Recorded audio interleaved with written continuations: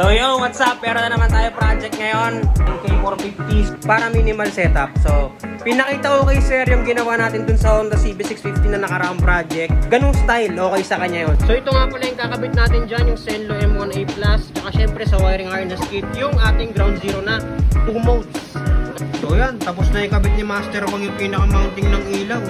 Walang sabit yan, likod check nga Master Wang. Sagad na no. Kabila. Gagapaw na ni Master Wang yung ating plug and play na wiring harness kit. Ground zero. Sungkit kay Master Wang yan.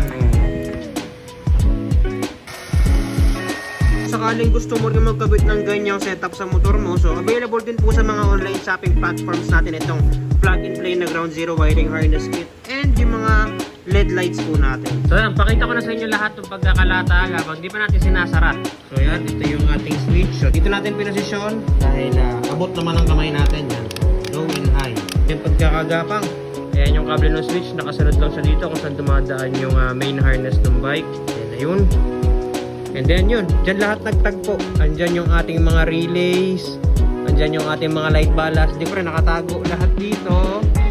Papunta dito sa ating battery box.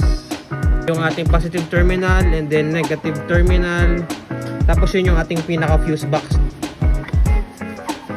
Huling tornilyo, Master. Okay, tapos na. Low. And then ito yung high.